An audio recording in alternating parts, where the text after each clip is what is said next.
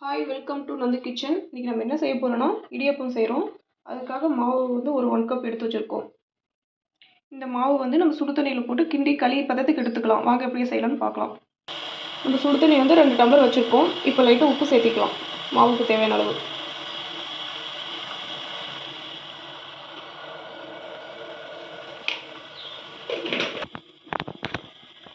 கொஞ்சம் கொஞ்சமாக சேர்த்து நம்ம அப்படியே கிண்டி விட்டுருக்கலாம்.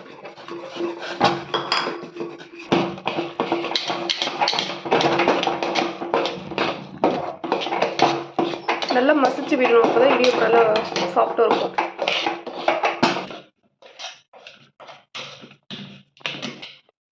நம்ம வந்து இந்த பதத்துக்கு மசிச்சு எடுத்துடலாம்.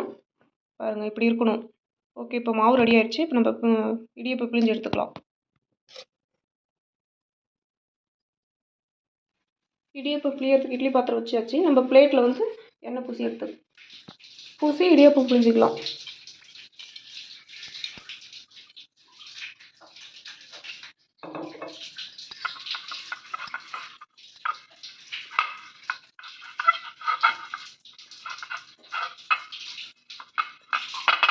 எண்ணெய் பூசியாச்சு. இப்போ நம்ம இடியப்பம் இதில் புழிஞ்சிக்கலாம். நம்ம இது ஃபுல்லாக மாவு ஃபில் பண்ணி வச்சுட்டோம். இப்போ புழிஞ்சிக்கலாம்.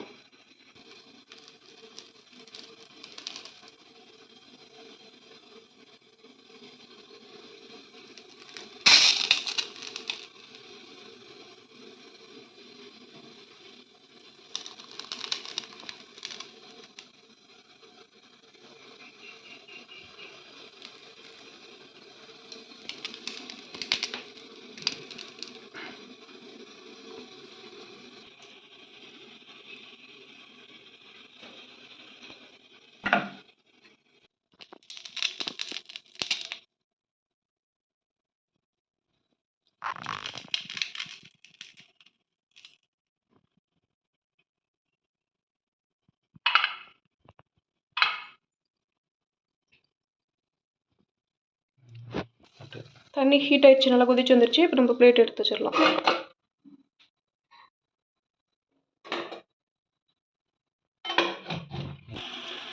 மூடிட்டு ஹை ஃப்ளேமில் வச்சு ஒரு 8 நிமிஷம் நம்ம நல்லா வேக விடலாம்.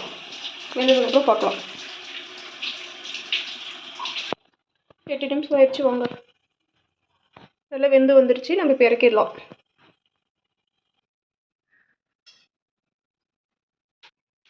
எடுத்து நம்ம ஹாட் பாக்ஸில் மாற்றி வச்சுக்கலாம்.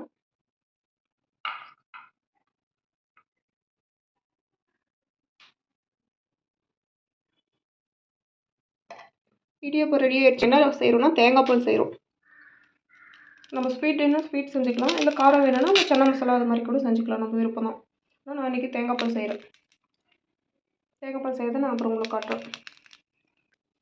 தேங்காய் துருவல் கொஞ்சம் எடுத்து வச்சுக்கிட்டோம். இப்போ தேங்காய் பால் அரைச்சிக்கலாம். தேங்காய் பால் அரைக்கும் போது வந்து ஏலக்காய் ஒன்று சேர்த்திக்கலாம். ஃப்ளேவருக்காக நல்லா வாசனையாக இருக்கும். தேங்காய் அரைச்சிட்டு இப்போ ஃபில்ட்ரு பண்ணி எடுத்துக்கலாம் தண்ணி தனியாக. தேங்காய் பால் இந்த கெட்டி வந்தால் போதும், ரெடி ஆயிடுச்சு. அவ்வளோதான், நம்ம இப்போ சாப்பிடலாம். தேங்காய் போட்டு நல்லா பிசைஞ்சு வச்சுருக்கோம். இதில் சர்க்கரை சேர்த்து நம்ம சாப்பிட்டுக்கலாம். நம்மளுக்கு தேவையான அளவு சுகர் தூவிக்கிட்டு நம்ம இப்படியே சாப்பிட்றதா இருந்தாலும் சாப்பிட்லாம். தேங்காய் துருவல் சர்க்கரையோடு சேர்த்து சாப்பிட்லாம். தேவைன்னா நம்ம தேங்காய் பால் லைட்டாக சேர்த்திக்கலாம்.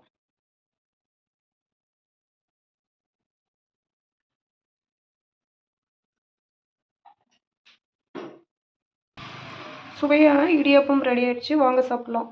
என்னோடய வீடியோ பிடிச்சிருந்தா உங்களுக்கு மறக்காமல் லைக் பண்ணுங்கள். என்னோடய யூடியூப் சேனலை சப்ஸ்கிரைப் பண்ணுங்கள். Thank you all.